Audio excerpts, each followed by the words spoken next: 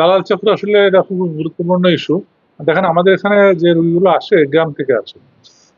অনেক সাহায্যে আপনার এটা একটা হাসপাতাল, যে হাসপাতালে একমাত্র সরকারি হাসপাতাল শুধু ক্যান্সার চিকিৎসা হয়।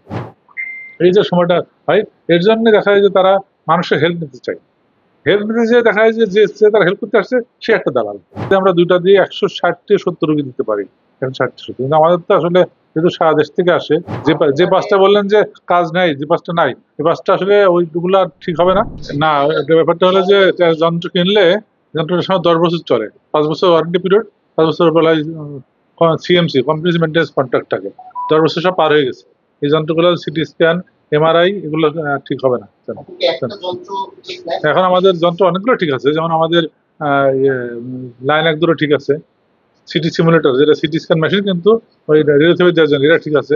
আর এক্স-রে ঠিক আছে, আল্ট্রাসোনোগ্রাম ঠিক আছে, ব্র্যাকিথেরাপি ঠিক আছে। কিন্তু আমাদের সিটি স্ক্যান যেটা আমরা ডায়াগনোসিস জন্য যেটা করি সেটা আমাদের নষ্ট আছে। আর যেটা এমআরআই আমাদের কেনা হয়নি। এমআরআই আমাদের নাই।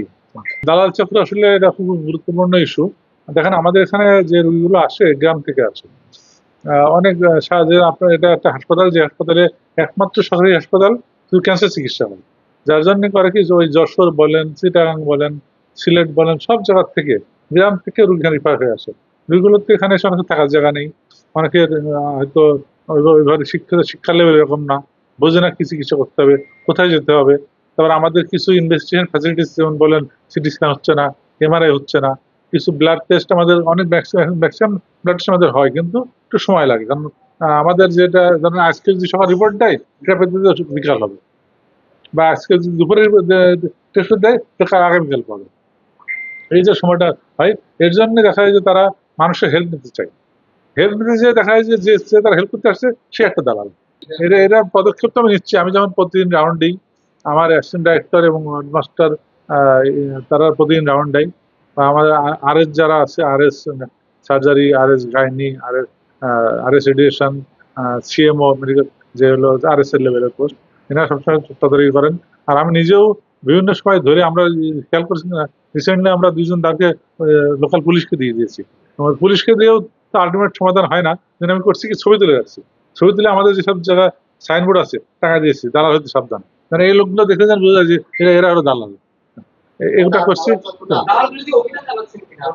দালাল বিরুদ্ধে যেটা আমি করছি, আমি অলরেডি লোকাল যারা ক্যাম্প আছে আর আর্মি ক্যাম্পকে বলেছি, এনএসআই কে বলেছি, ওরা আমার কথা দিয়েছে খুব তাড়াতাড়ি একটা মোবাইল কোড করবেন। এটা সমাধান। যেমন আমাদের এখন ২ টা বড় মেশিন চালু আছে, লাইন ১ মেশিন যেটা বলে, এটাতে আমরা ২ টা দিয়ে ১৬০ থেকে ৭০ রোগী দিতে পারি। ১৬০-৭০। কিন্তু আমাদের তো আসলে যেহেতু সারা দেশ থেকে আসে, গভর্নমেন্ট সেক্টরে এই মুহূর্তে রেডিওথেরাপি মেশিন আসলে এই ক্যান্সারের বাইরে আর কোথাও নাই বলা যায়। এই জন্য বলছি, যেমন বাংলাদেশ মেডিকেল বিশ্ববিদ্যালয় আছে, কিন্তু ওটা তো গভর্নমেন্ট নয়, ওটা অটোনমাস প্রতিষ্ঠান। সিএমএইচে আছে, ওটাও কিন্তু ওপেন অ্যাক্সেস টু অল না।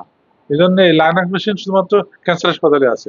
আমার জানা মতে এই মুহূর্তে সারা দেশে লাইনাক মেশিন গভর্নমেন্ট সেক্টর আর নাই, প্রাইভেট সেক্টর কিছু আছে। না, অলরেডি তো ২টা ঠিক হয়ে গেছে, ২টা চালু হয়েছে। ২টা মেশিন আমাদের কাজ চলছে, এখনো রোগী পাচ্ছে, মেশিন নষ্ট নেই এখন আর। যে ৫ টা বললেন যে কাজ নাই, যে ৫ টা নাই, এই ৫ টা আসলে ওইগুলা ঠিক হবে না। ওগুলা কিনা হয়েছে সে ২০০৮-৯ সালে।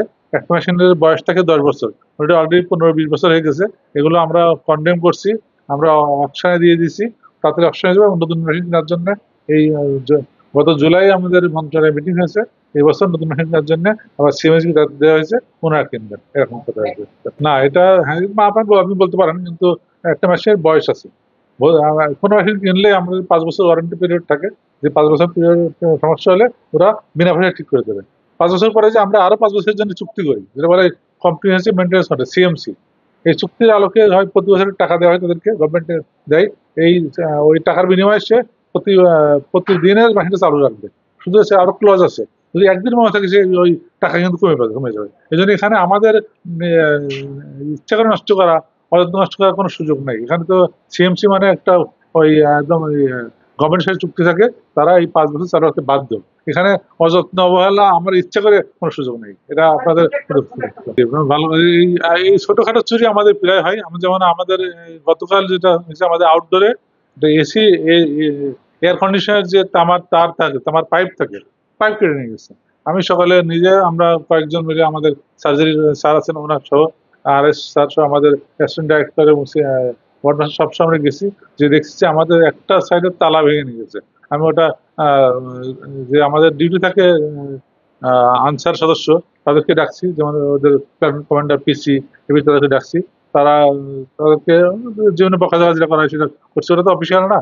তো অফিসিয়ালি আমরা যেমন জিডি করছি, আমরা জিডি করছি এবং এটা তদন্ত কমিটি করে দেওয়া হচ্ছে আজকেই, তদন্ত করে বের করে দেখা হচ্ছে পারা যায় কিনা, কারো গাফিলতি যে আছে কিনা। হ্যাঁ, এটা এটা আসলে মেনলি দায়িত্ব তো আমাদের, অবশ্যই আমার দায়িত্ব, কিন্তু এই দায়িত্ব আমার পক্ষে পালন করে আনসার সদস্যরা। আনসার সদস্যরা তারা বলছে যে স্যার আমরা নিচে ছিলাম, আমরা যেহেতু ওটা দূরের, আমরা সাউন্ডটা শুনতে পাইনি, এটা তাদের তাদের বক্তব্য। কিন্তু এই বক্তব্য অ্যাকসেপ্টেবল না, কারণ হাসপাতালের দায়িত্ব তো আমার পক্ষ থেকে তারাই দায়িত্ব পালন করবে। অফিস টাইমের পরে তো আমি তো সবসময় থাকি না, তারা এই 24 আওয়ার্স তো তাদেরই দেখাশোনা করার কথা। বাংলাদেশের সমাধান বাংলাদেশের সমাধান কোনোদিনই কমপ্লিট হবে না। হাসপাতালে সমস্যা থাকবে, সমস্যা আমরা সমাধান করবো, আর একটা সমস্যা হবে, এটা কন্টিনিউয়াস প্রসেস। আমাদের এই সমস্যাগুলো আজকে পুরো সমাধান করে ফেলতে হবে এটা আমি আশা করি না, আপনারা আশা করেন না। কারণ এখানে সার্ভিস হাসপাতাল, এখানে আমাদের অনেক যে সার্ভিস আছে তার চেয়ে ডিমান্ড অনেক বেশি।